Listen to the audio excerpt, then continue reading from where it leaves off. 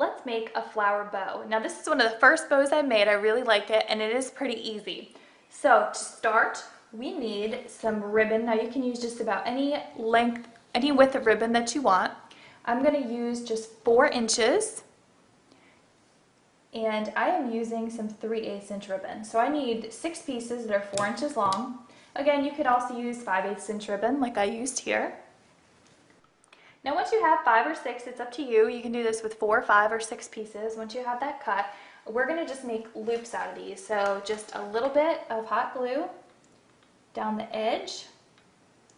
I work slowly with the hot glue, otherwise it comes out too quickly, and especially with small ribbon like this, you want to be careful. So I'm just going to make all of my pieces of ribbon into loops just like that. Once you have your loops done, you're going to need a needle and thread. Now I like to use an upholstery thread because it is really thick, so that's what I use for all of my bow making is an upholstery thread. You want something very thick like that.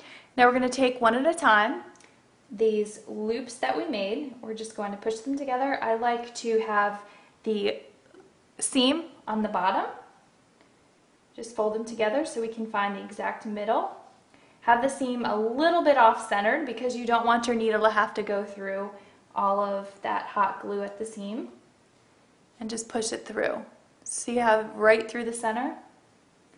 We're going to bring it down. Of course, I've knotted my thread at the end so that it stays on. And we're just going to stack all these on the exact same way, poking that right through the middle. Just slide them on. We'll arrange them in a second.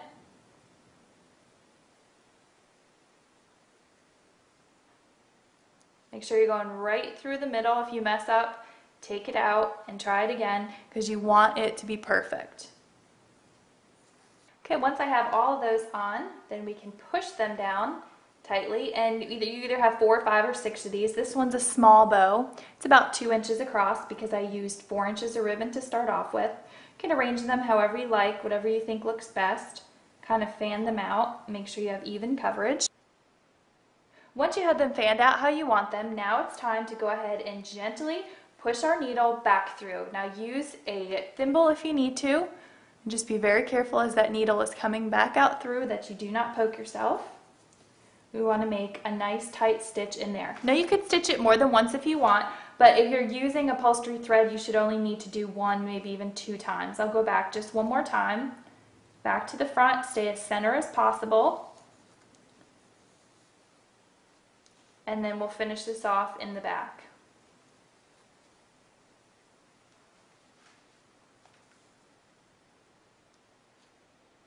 Now go ahead and just tie this off and cut off your excess ribbon.